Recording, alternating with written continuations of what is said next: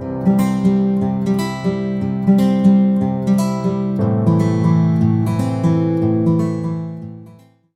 Children, मैं Sarika Bambani. Welcome to my accountancy classes.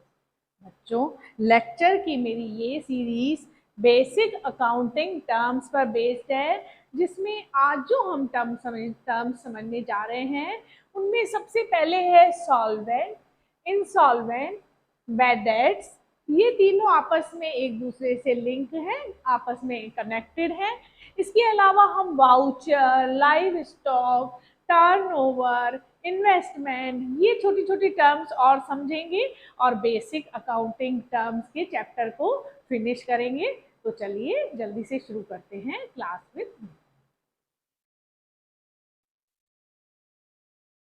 सबसे पहली टर्म हम समझते हैं सॉल्वेंट। ठीक है ना। सॉल्वेंट को हिंदी में बोला जाता है सक्षम। सक्षम व्यक्ति कौन है? सॉल्वेंट इज अ पर्सन और फर्म हैविंग रीपेमेंट कैपेसिटी। ठीक है ना। सॉल्वेंट का मीनिंग ये होता है, यानी कि एक ऐसा व्यक्ति या संस्था जो अपने डेट्स या ऋण चुकाने की कंडीशन में है, उसे क्या बोला जाएगा? सॉल्वेंट बोला जाएगा। सॉल्वेंसी का मतलब क्या है? सॉल्वेंट वर्ड बना है सॉल्वेंसी से। तो सॉल्वेंसी का मतलब क्या है? Solvency refers to business long term financial position. Solvency का संबंध जो है बिजनेस की लॉन्ग टर्म फाइनेंशियल पोजीशन से है। सॉल्वेंसी इस बात को डिसाइड करती है कि बिजनेस की long term financial position solid है या नहीं है। ठीक है ना। सॉल्वेंसी वर्ड बना है सॉलिड से। ठीक है।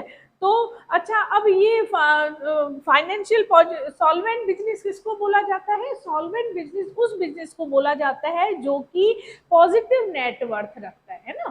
सॉल्वेंट बिजनेस मतलब हैविंग पॉजिटिव नेटवर्थ।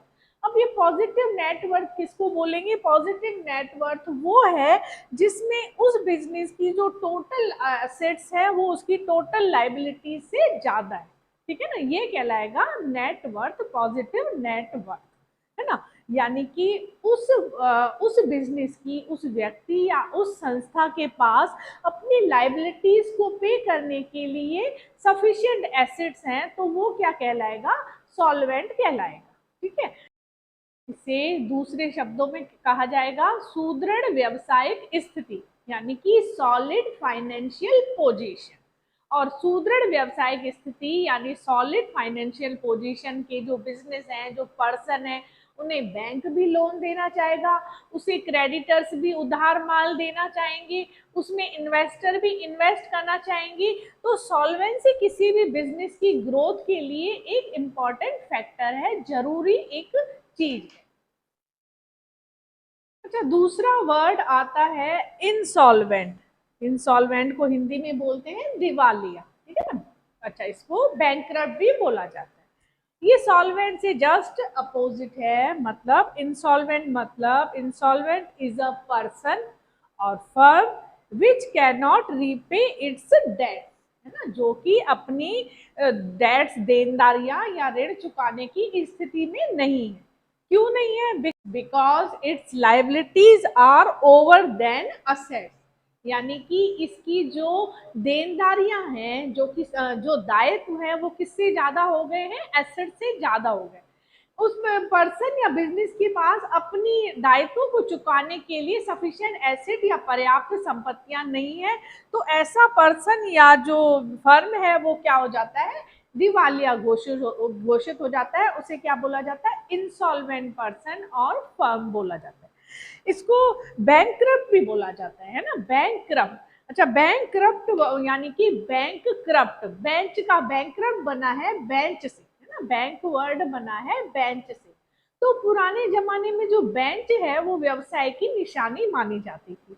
पुराने जमाने में सेठ साहूकार जो है वो बेंच पर बैठकर व्यवसाय की बातें किया करते थे, लोगों को लोन उधार दिया करते थे। तो उस जब वो पर्सन या फर्म दिवालिया घोषित हो जाते थे, सेठ साहूकार मतलब अपनी देनदारियों को चुकाने में असमर्थ हो जाते थे, तो वो उस बेंच को तोड़ देते थे। यानी बेंच का टूटना मतलब दिवालिया घोषित हो जाना। जिस तरह से जज अपना फाइनल जजमेंट सुना के कलम को तोड़ देता है, ये निशानी होती है कि ये फाइनल जजमेंट हो गया, अब इसके बाद और कोई तारीख नहीं दी जाएगी। इसलिए जो बेंच का तोड़ना क्या माना जाता था कि अब ये व्यवसाय बंद हो गया, ये आदमी जो है दिवालिया घोषित हो गया, अब यानी कि इसे कहा जा सकता है कि आगे अब वो व्यवसाय करने में सक्षम नहीं है, insolvent person, not solvent to continue the business. ठीक है, तो इसे क्या बोलते हैं, दिवालिया घोषित होना या इंसॉल्वेंट या बैंकरप्ट भी बोला जाता है। नेक्स्ट वर्ड है बैड डेट्स, इसे हिंदी में बोला जाता है डूबत ऋण। तो जब हम किसी को कुछ पैसे उधार देते हैं या कोई चीज उधार देते हैं और वो पैसे या चीज उधार वापस हमें नहीं मिलती है, तो क्या कहा जाता है कि अरे ये तो हमारे पैसे डूब गए। ठीक है ना, क्या माना जाता है कि ये पैसे, ये चीज तो डूब गई। तो इसी तरह ही अकाउंटिंग में होते हैं बैड डेट्स या डूबत ऋण। इसको क्या बोला जाए, डूबत ऋण क्या होता है actually, bad debts are uncollectable amount from the customer due to customers inability to pay the amount. ठीक है ना, इस inability to pay the amount क्या हो जाएगा, इंसॉल्वेंसी ऑफ द कस्टमर, है ना, ये होता है बैड डेट्स।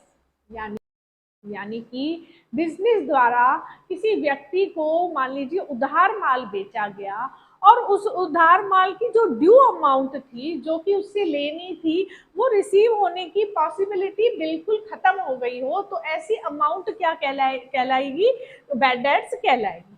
ठीक है ना, और ये क्या है, बैड डेट्स एक तरह से बिजनेस के लिए लॉस है, व्यवसायिक हानि है, तो इसे एक्सपेंस माना जाएगा, खर्चा माना जाएगा, और इसे प्रॉफिट एंड लॉस अकाउंट के डेबिट में ट्रांसफर करके क्या कर दिया जाता है, राइट ऑफ कर दिया जाता है, अपलिखित कर दिया जाता है। ये सब ट्रांजेक्शन हम आगे जब प्रॉफिट एंड लॉस अकाउंट और अकाउंटिंग ट्रीटमेंट पढ़ेंगे तब समझेंगे। ठीक है ना, जैसे एक एग्जाम्पल है, बिजनेस ने राम को उधार माल बेचा, कितने का, 10,000 का उधार माल बेचा, है ना, 1 महीने की उधार पर, और राम ने कहा कि ये अमाउंट मैं कब पे करूंगा, आफ्टर 1 मंथ, 1 महीने बाद पे कर दूंगा।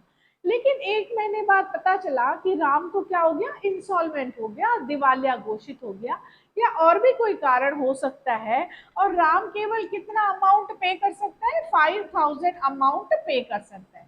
तो बाकी के जो 5,000 रुपीज बचेंगे वो बिजनेस के लिए क्या हो गए, डूब गए, डूबत ऋण हो गए। तो ये जो डूबी हुई अमाउंट है, जो कि बिजनेस को हमें, मतलब बिजनेस यानी कि हमें वापस मिलने की कोई भी पॉसिबिलिटी नहीं है, तो ये अमाउंट क्या मानी जाती है, बैड डेट्स मानी जाती है।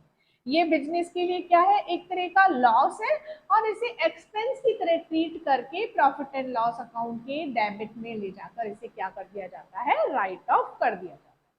तो ये बैड डेट्स किससे कनेक्टेड है, इंसॉल्वेंसी से कनेक्टेड। तो नेक्स्ट टर्म हम पढ़ेंगे वाउचर, जिसे हिंदी में बोला जाता है प्रमाणन। वाउचर को क्या कहा जाता है, ओरिजिन ऑफ ट्रांजेक्शन्स भी कहा जाता है। वाउचर क्या है, voucher is a documentary evidence for transaction, है ना, ट्रांजेक्शन्स का जो कागजी प्रमाण है, डॉक्यूमेंट्री एविडेंस मतलब कागज में जो प्रमाण है, प्रूफ है, उसको क्या बोला जाएगा, वाउचर बोला जाएगा। अब हम थोड़ा पीछे जाते हैं, ट्रांजेक्शन का मतलब समझते हैं। ट्रांजेक्शन क्या था, transaction is a financial event, पहले पढ़ चुके हैं हमने ना ट्रांजेक्शन को, एक बार फिर देख लेते हैं ट्रांजेक्शन का मीनिंग।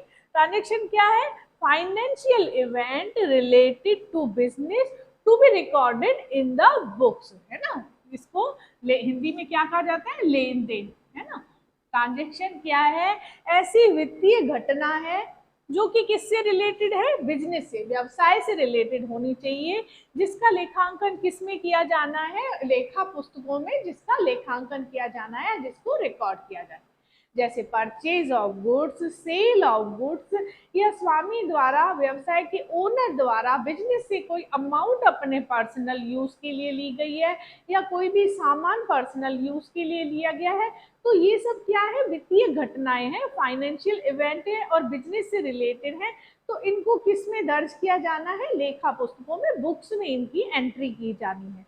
तो ये लेखा पुस्तकें जो है किसके द्वारा इनकी जांच की जाती है? बैंक द्वारा भी बुक्स की जांच की जाती है, इन्वेस्टर द्वारा इन लेखा पुस्तकों की जांच की जाती है, ऑडिट भी होती है, और जो गवर्नमेंट है वो भी बुक्स को चेक करती है कि टैक्स सही से पे किया जा रहा है। तो ये चेकिंग किस बेस पे होगी? कोई बेस होना चाहिए ना चेक का होने का, कि माल का इतना माल परचेज किया गया या इतना माल बेचा गया। तो जिस प्रूफ पे, जिस बेस पे ये ट्रांजैक्शन दर्ज किए जाते हैं वो क्या कहलाते हैं? यानी उन ट्रांजैक्शन का प्रूफ क्या कहलाता है? वाउचर कहलाता है। जैसे अगर बिजनेस द्वारा कोई माल बाहर से परचेज किया गया, तो उस सेलर द्वारा जो बिल दिया गया होगा वो उस परचेज का क्या कहलाया जाएगा? वाउचर कहलाया जाएगा। ठीक है ना? कच्चा माल खरीदा गया तो उस कच्चा माल जिसने बेचा उसने जरूर व्यवसाय को क्या दिया होगा? बिल दिया होगा। तो वो बिल क्या कहलाता है? उस घटना के लिए, उस परचेज के लिए क्या माना जाएगा? वाउचर माना जाएगा। अच्छा, बिजनेस द्वारा भी मान लीजिए बाहर कोई माल बेचा गया, तो उस बेचे गए माल की भी बिजनेस द्वारा क्या दिया जाता है? बिल दिया जाता है। तो वो बिल जो यहाँ से इशू किया गया है ना, बिजनेस द्वारा जो बिल दिया गया, वो बिल उस सेल के लिए क्या माना जाएगा? वाउचर माना जाएगा। जैसे गुड्स परचेज किया गया, 10,000 का गुड्स परचेज किया गया राम से, तो राम एंड सन्स से परचेज किया गया, तो राम एंड सन्स ने बिजनेस को क्या दिया? 10,000 का बिल दिया। तो ये बिल क्या माना जाएगा? इस परचेज के लिए क्या माना जाएगा? वाउचर माना जाएगा।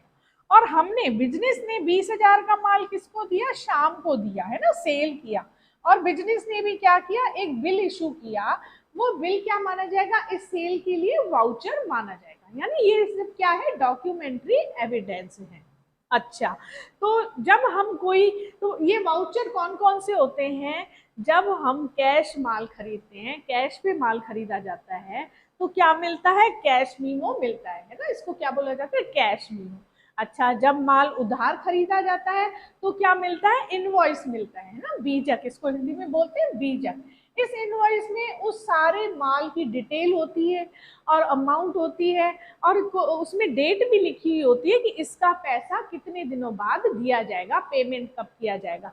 तो क्रेडिट की कंडीशन में क्या होते हैं? इनवॉइस मिलता है ना। तो ये इनवॉइस उस क्रेडिट परचेज का क्या माना जाएगा? एविडेंस माना जाएगा। अच्छा, मान लीजिए हमने उधार माल खरीदा और उसका पेमेंट हमारे द्वारा बाद में किया गया, तो जब पेमेंट किया जाता है तो उसकी भी रिसीप्ट क्या की जाती है? रिसीव की जाती है। नहीं तो कैसे पता चलेगा कि पेमेंट कर दिया गया? जैसे हमने मान लीजिए अभी 10,000 का माल खरीदा है ना, उधार माल 1 महीने पहले खरीदा था, है ना। तो 1 महीने पहले 10,000 का माल उधार खरीदा, उस टाइम तो क्या इशू हुआ? इनवॉइस इशू हुआ। अब अब हमने 1 महीने बाद उसका क्या कर दिया? कैश पेमेंट कर दिया, तो हमें क्या मिलेगी? उस कैश पेमेंट की रसीद मिलेगी। तो ये रसीद जो है वो पेमेंट ऑफ कैश की क्या माना जाएगा? वाउचर माना जाएगा। कहने का मतलब है कि हर ट्रांजेक्शन के लिए क्या होता है? सेपरेट वाउचर तैयार किया जाता है, सेपरेट वाउचर होता है। और उस वाउचर में ये लिखा जाता है कि किस अकाउंट को डेबिट किया जाएगा, किस अकाउंट को क्रेडिट किया जाएगा। अब आ गई बात अकाउंट की। जैसे हम पहले वाले लेक्चर में समझ चुके हैं, अकाउंट क्या होता है? Account is a place where similar type of transactions are recorded, है ना। अकाउंट वो जगह है जहां एक ही तरह के वित्तीय लेन देनों को क्या किया जाता है? रिकॉर्ड किया जाता है, उन्हें जोड़ा जाता है और घटाया जाता है। ठीक है ना। जैसे राम का अकाउंट है, ये हम अपने पहले वाले लेक्चर में समझ चुके हैं। जैसे राम के अकाउंट में हमने राम से क्या लिया, क्या दिया, वो सब लिखा जाएगा। तो हर ट्रांजेक्शन के लिए क्या होता है? एक वाउचर तैयार होता है, और उस वाउचर में ये लिखा जाता है कि किसे क्रेडिट किया जाएगा, किसे डेबिट किया जाएगा। ठीक है। तो अकाउंट का जो ये लेफ्ट साइड होता है वो क्या उसे क्या कहा जाता है? डेबिट कहा जाएगा। और अकाउंट के राइट साइड को क्या कहा जाता है? क्रेडिट कहा जाता है। कहने का मतलब है कि वाउचर जो है हर ट्रांजेक्शन का डॉक्यूमेंट्री प्रूफ है ना। ये एक तरह से ये प्रूफ करता है कि फला ट्रांजेक्शन हुआ, फला व्यक्ति से माल खरीदा गया, फला व्यक्ति को माल बेचा गया, पेमेंट किया गया, इतनी एसेट खरीदी गई। जिस तरह से हम दुकान पे जाते हैं, कुछ भी सामान खरीदते हैं तो दुकानदार से बिल जरूर लेते हैं, ताकि आगे सामान में कोई गड़बड़ी हो, कुछ रिटर्न करना हो, तो किसके बेस पे किया जाएगा? उस बिल के बेस पे ही आगे की कार्रवाई हो सकती है। दुकानदार भी सबसे पहले ये पूछेगा कि भैया इस भी चीज का बिल दो तो मैं देखूं कि ये माल बेचा भी है या नहीं बेचा है। तो ये एक क्या होता है, प्रूफ होता है। अच्छा, सभी फर्में और सभी बिजनेस जो है अपने अपने वाउचर को अलग अलग फॉर्मेट में छपवाती है। हर संस्था की और बिल बुक अलग अलग तरह से छपी हुई होती है, तो फॉर्मेट क्या होता है वाउचर्स का, सभी बिजनेस का अपना अलग अलग होता है। लेकिन इसमें कुछ कॉमन चीजें होती हैं, जैसे सीरियल नंबर डला हुआ होता है, डेट वगैरह का कॉलम बना होता है, और उस फर्म या बिजनेस का नाम जरूर लिखा हुआ होता है, ठीक है ना। ये कुछ कॉमन चीजें होती है। अच्छा, जनरली बिजनेस में जो वाउचर्स हैं किसके द्वारा तैयार किए जाते हैं, अकाउंटेंट द्वारा तैयार किए जाते हैं, है ना। और लेकिन उस पर किसी ऑथोराइज्ड पर्सन के साइन जरूर होते हैं, जैसे सेल्स मैनेजर के ऑथोराइज कर दिया जाता है कि इस पर्सन के साइन इस वाउचर पे जरूर होंगे, ठीक है। अच्छा, एक वर्ड हम और समझ लेते हैं, स्टोर, है ना। स्टोर क्या होता है, stores is the material purchased for use in business not for resale. मतलब स्टोर्स का मतलब ऐसी सामग्री से है जो बिजनेस में यूज के लिए परचेज की गई है, व्यवसाय में प्रयोग के लिए खरीदी गई है, ना कि उसे रीसेल करने के लिए खरीदी गई है ना। उसको बेचा नहीं जाएगा, बल्कि उसका प्रयोग कहाँ किया जाएगा, व्यवसाय के दिन प्रतिदिन के कामों में या बिजनेस में यूज किया जाएगा। जैसे ऑयल एंड ग्रीस है, small small spare part, small या स्पेयर पार्ट्स ऑफ मशीनरी है, पैकिंग मटेरियल है, ये क्या कहलाते हैं, इसको स्टोर कहा जाता है। इनका कलेक्टिवली इन्हें एंटर किया जाता है, बुक्स में कलेक्टिवली इनको लिखा जाता है, क्योंकि ये इतनी छोटी छोटी अमाउंट के होते हैं कि इन्हें अलग से नहीं लिखा जाता है। ये बिजनेस के लिए क्या है, एक तरह से असेट्स हैं, ठीक है ना। ये बिजनेस के इन्हें असेट साइड में लिखा जाता है। टूल जैसे स्टेशनरी होती है, इसी तरह से स्टोर्स होता है। जनरली जो मैन्युफैक्चरिंग कंसर्न है उनमें ही स्टोर्स का कॉन्सेप्ट ज्यादा, स्टोर्स ज्यादा पाया जाता है। अगला वर्ड जो हम समझने जा रहे हैं वो है टर्न ओवर, ठीक है।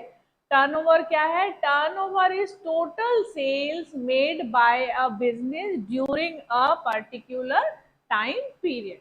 यानी किसी भी विशेष अवधि के दौरान उस व्यवसाय द्वारा की गई कुल बिक्री को क्या बोला जाता है, टर्नओवर बोला जाता है, ठीक है ना।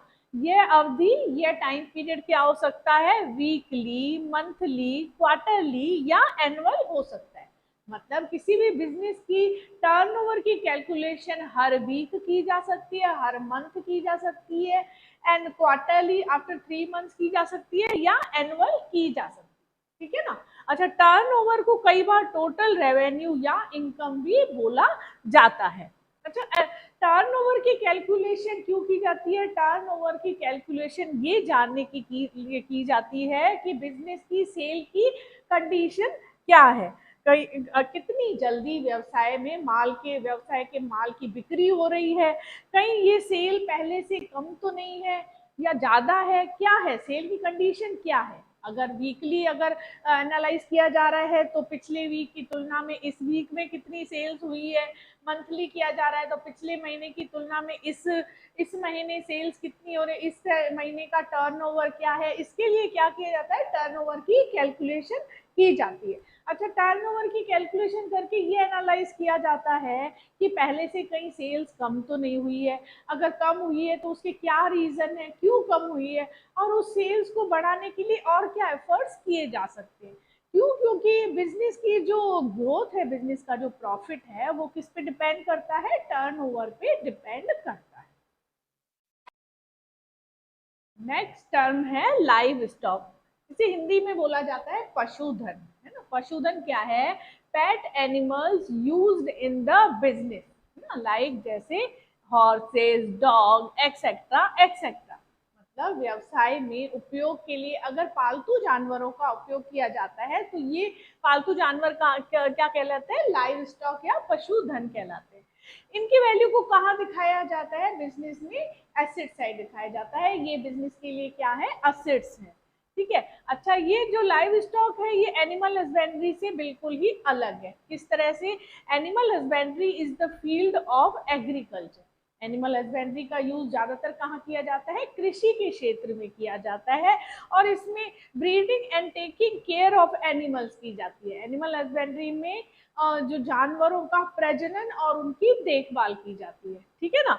जबकि लाइव स्टॉक मतलब domesticated of animals for meet, milk and wool, है ना। लाइव स्टॉक में क्या किया जाता है, एनिमल्स को पाला जाता है, किसके लिए, मीट के लिए या मिल्क के लिए या वूल के लिए या इसी तरह की प्रोडक्शन के लिए। जब जानवरों को पाला जाता है तो ये क्या कहलाता है, लाइव स्टॉक कहलाता है। कहने का मतलब है कि एग्रीकल्चर फील्ड में अगर पशुओं को पाला जाता है तो उनको एनिमल हस्बेंड्री कहा जाता है, और बिजनेस के फील्ड में जो पशु पाले जाते हैं, डोमेस्टिकेटेड किए जाते हैं, उनको लाइव स्टॉक कहा जाता है। नेक्स्ट टर्म जो हम समझने जा रहे हैं वो क्या है, इन्वेस्टमेंट। हिंदी में इसे बोला जाता है विनियोग। इन्वेस्टमेंट का मीनिंग क्या है, investment are assets held by an enterprises to earn money by the way of dividend, interest, rentals etcetera etcetera in the form of shares, debentures, mutual fund, ठीक है। अच्छा, क्या है विनियोग, क्या है विनियोग, ऐसी एसेट्स हैं जब व्यवसाय का जो धन है, व्यवसाय का जो अमाउंट है, कुछ अमाउंट, स्पेयर अमाउंट, उसे बाहर इन्वेस्ट किया जाता है कि आगे और पैसा कमाया जाए, तो उसे क्या बोला जाता है, विनियोग बोला जाता है। किस तरह से इनकम कमाने के उद्देश्य से किया जाता है, डिविडेंड, इंटरेस्ट और रेंट के रूप में इनकम कमाने के उद्देश्य से जब बिजनेस का पैसा बाहर इन्वेस्ट किया जाता है तो उसे क्या बोला जाता है, इन्वेस्टमेंट बोला जाता है। किस फॉर्म में इन्वेस्टमेंट किया जा सकता है, और अदर कंपनीज के शेयर्स, डिबेंचर्स या म्यूचुअल फंड परचेज किए जा सकते हैं। ये क्यों किया जाता है, ये बिजनेस की फाइनेंशियल पोजीशन को सॉलिड करने के लिए कुछ इन्वेस्टमेंट बाहर किए जा सकते हैं, कुछ पैसा बाहर लगाया जा सकता है, ताकि ऐसी इनकम जो है, मंथली इनकम या कुछ ऐसी रेगुलर इनकम बिजनेस को अर्न हो सके, और आगे कई बार कैश या लिक्विडिटी चाहिए हो बिजनेस को, तो उसकी रिक्वायरमेंट को फुलफिल किया जा सके। इन्वेस्टमेंट क्या है, बिजनेस के लिए एक असेट्स है, ठीक है। अच्छा, स्टॉक इन ट्रेड को जो इन्वेस्टमेंट नहीं माना जाता है ना, जो पैसा बिजनेस में स्टॉक इन ट्रेड में लगाया गया है उसे इन्वेस्टमेंट नहीं माना जाता है। ये क्या है, एक करंट एसेट है। स्टॉक इन ट्रेड अलग तरह की एसेट्स है, इन्वेस्टमेंट को भी करंट एसेट में माना जाता है, लेकिन स्टॉक इन ट्रेड को इन्वेस्टमेंट के अंदर नहीं नहीं इंक्लूड किया जाता है। अच्छा, इन्वेस्टमेंट का ऑब्जेक्ट क्या है, grow of money to support the financial position of business, है ना। इन्वेस्टमेंट क्यों किए जाते हैं कि मनी को क्या किया जाए, ग्रो किया जाए, ताकि उसकी बिजनेस की फाइनेंशियल पोजीशन थोड़ी स्ट्रांग हो सके। स्टॉक इन ट्रेड का मीनिंग तो आप अच्छे से जानते होंगे।